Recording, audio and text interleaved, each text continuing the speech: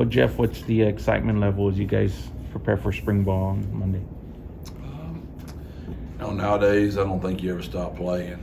I mean, so those guys have been in, obviously training, lifting and running and mat drills and that kind of stuff. But the high school coach in me, I'm still with them every day. I'll probably get out on the road recruiting less than any head coach in the country when it comes to January, because I'm with my guys. And that's just the way I've always been wired. So we're always around them, and so I don't know if it's excitement, what that is, or it's just another day for us. But we know we've got a really good football team. We're excited about that. How have the guys looked in off-season workouts? They've been really good. We've had some guys, that not as good a shape as others, and some guys are in great shape, and they all have a great attitude. They understand the trajectory we're on and how important it is to continue that momentum. We've had a great 3-year run here, and still a lot of things left to get done, but there's just a great camaraderie, a buy-in to our culture and our brand and our triangular toughness. And you just see it every day. I mean, it's a really smooth running operation with those kids. You've told us a few times over the last couple of years that your plan when you got hired was to go 3 years at a full sprint. Now you're in year 4. How does the mindset change, if at all? Yeah, I didn't know when I made y'all that promise the NIL was going to come into the world and the transfer portal was going to come into the world. There's no doubt I am tired.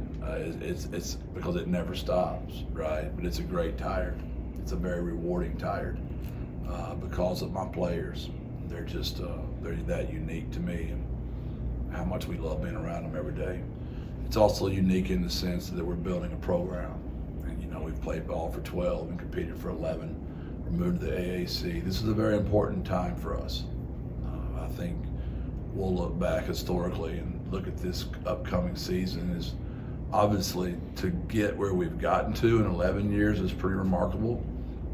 But I think the trajectory of the program this next year is going to be a big year for us. So still sprinting until then, I guess? Yeah, I'm going to have to stay at it. I think I've broken that promise. I still haven't said no. I don't know to anybody. It's just the requests have gotten so many. I've had to say no just because there's just not enough time in the day. But it's exciting. I mean, it really is. It's just when you're growing a program, there's just a lot to do. And fundraising's a lot of that, networking, meeting people, and just doing things for people just to be nice. It's a lot of time, and very, very glad and honored to be in this position. But yeah, we've been running full speed and still running. As spring opens, what are the areas of the roster where you're most focused on identifying guys? Anything in particular under the microscope?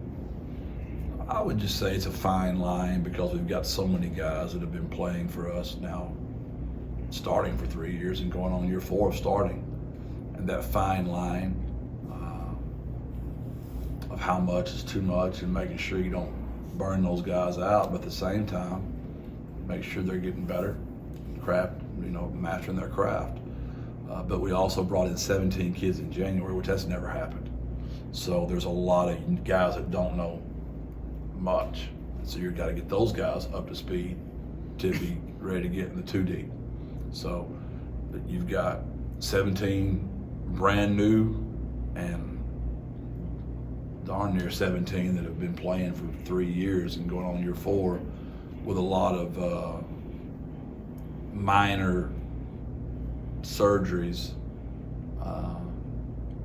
You know what they say about minor surgery, right? It's always minor on everybody else except for the person having the surgery.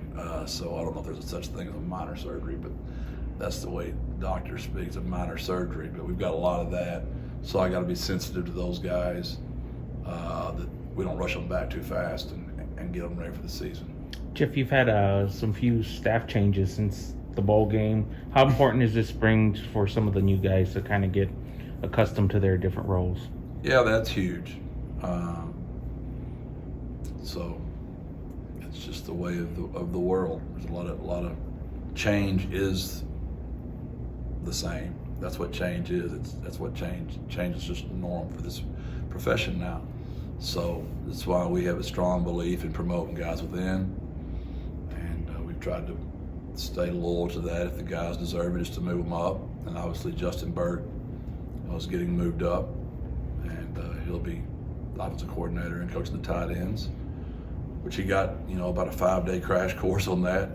Nothing like playing the best defense you've played all year, and you got 5 days to prepare to be the OC when Will Stein's up in Oregon chasing ducks. So he got a little dose of that, and Sean Davis is coaching the quarterbacks now, and it always helps to have a 3-year starter back at quarterback. That'll make that transition pretty easy. So bringing in Jared Anderson, he'll be working with my brother on the offensive line the last 22 years at TCU, so that's been pretty seamless, and I would expect everything to run around here like it always runs, and which will be a good thing. Coach, speaking of staffing changes, Aaron Green is another one. Can you just talk, what did you see in him, and what kind of excitement level do you have for him? Somebody coached Aaron up. I told him, somebody gave him the inside on me, because he was always at all my practices, never said a word, always locked in, always paying attention, always taking notes. And I didn't know who he was in the beginning, and I'd always ask my coaches, who led Aaron in, and it was always a different coach. Some other coach he got him in practice, which my practices are open all the time, as long as we know who's coming. And then I started doing a little background check on him. Just, I knew he was a really good player.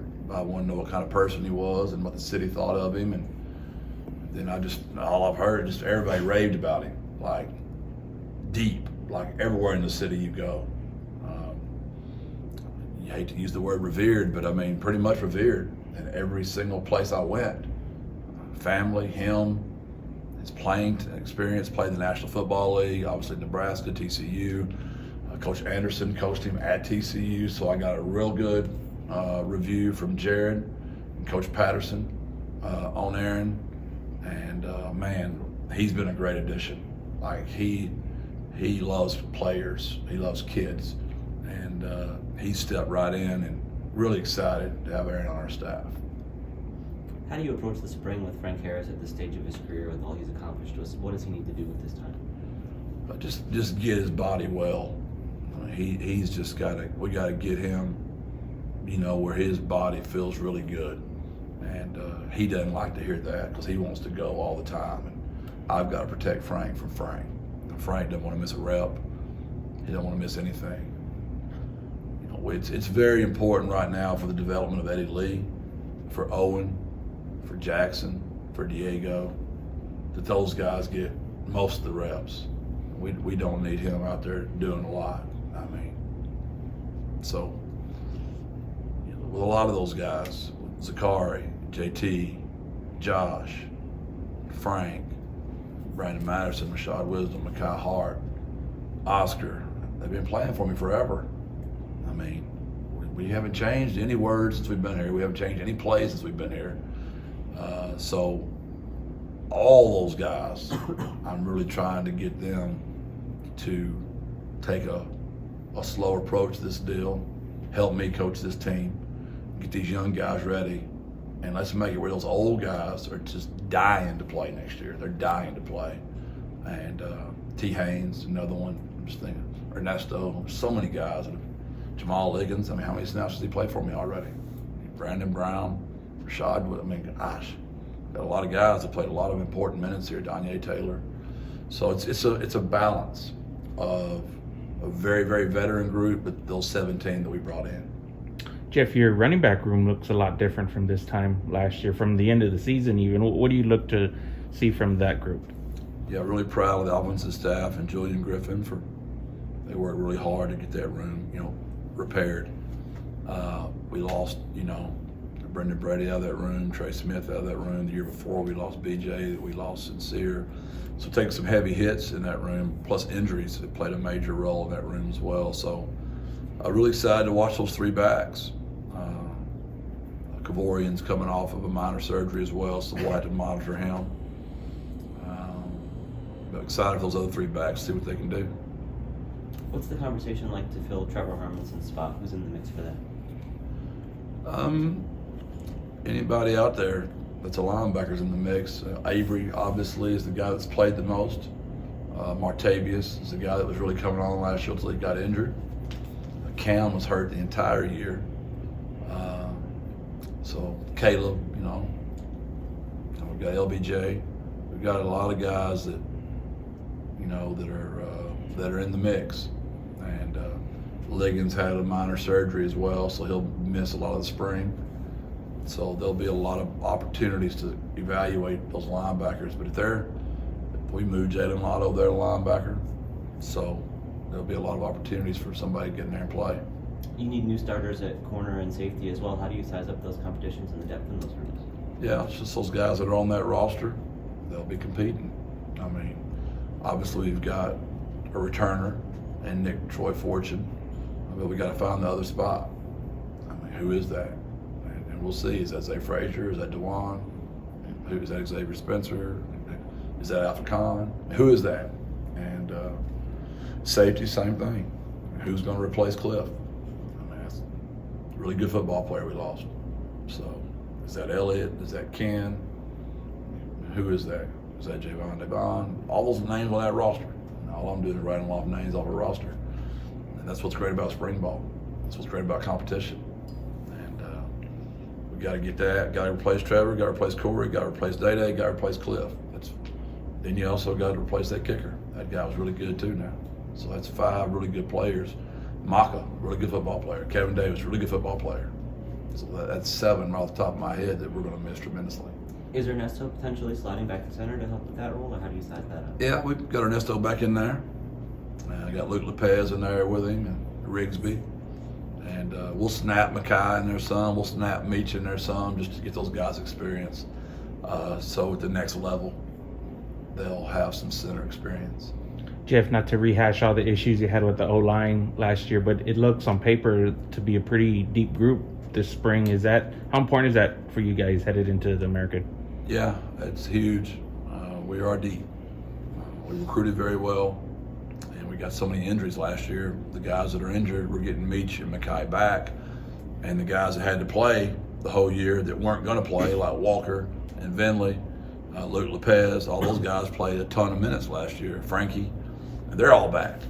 So you got your injured guys back, all your young guys that got us through the season back, plus all your recruits. We're deep in the O-line. So I wish we were that deep on the D-line. We are that deep, but they're all 4 of those guys are out for the spring because of just some cleanup from the season. Are Meach and Mackay going to be out there for the spring? They are. They're ready to roll. Meach is a little bit behind Mackay. Mackay's was not surgery, where Meach was surgery. How about Matterson and Rashad? Rashad will be rolling. B-Matt will be rolling. I don't know that I'll let them go full speed. I'm going to protect them from them, but they are cleared. And I imagine JT's still got some work to do, right? He's a freak. That guy's amazing. He's out there running around. Huh. It's crazy. I'm not going to let him practice. He's still got some quad deficiency, but dude is a freak. And I mean that in the most complimentary way. His spirit is just as wonderful. And yeah, he's unique. Really, really, really grateful. Zakari's had a great mindset. He had to have his knee fixed as well. And Cephas had a great mindset. Those guys are old. They've been playing with me a long time. And their bodies are, they're not broken down for sure. They're great athletes, but they just can't get fixed and cleaned up. They don't need to practice that much. They're good. They know all of our plays very well. Is Cephas a full go for the spring, or what's his status with the team right now? We're just getting he's a full go, but it's just his knee, just making sure he's good with his knee right now. I just meant like from a suspension standpoint, that's all. He's good to go. Yeah, he's good to go. Coach, you mentioned the depth on the offensive line. Walker Beatty had to step in and fill some time with y'all on that. Is he going to still be straddling both sides of the fence, or will he be? He's just too good on offense. I don't think there's any reason to put him back over there. He could go play defense, but he's a really good football player. That's a kid, I believe, that could play center, could play guard, could play tackle. I think his future is on the offensive line. That's where we're going to keep him. He's got a great attitude about it, too. He's been wonderful.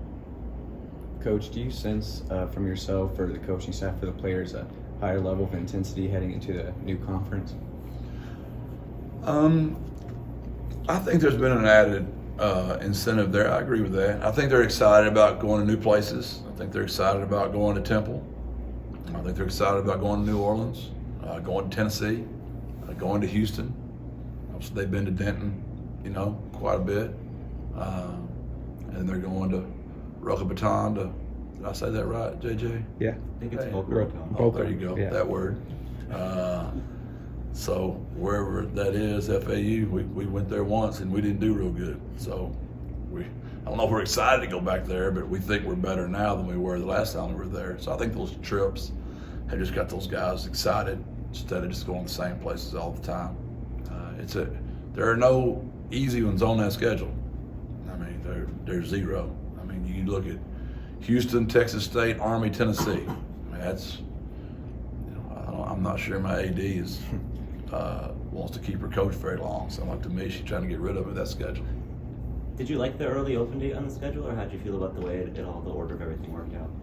We're always just kind of reactionary, right? And after that Texas game last year, we were just, I think our injury list was like around 30. So my common sense says when we're not as big as they are and we're running into them a whole bunch, we probably need an extra week to recover, especially all 4 of those games in a row. I hope we don't start off like last year where you go triple overtime, double overtime to add another couple quarters to your play. And I think all that played into all those injuries. So I think it's perfect. Now, I think we're going to pay for that week 5, week 6 into conference play. We're trying to come down the backstretch, having to go so many weeks in a row. But I think it's going to be very beneficial early in the year. Thanks, Jeff. Appreciate it. Thank y'all.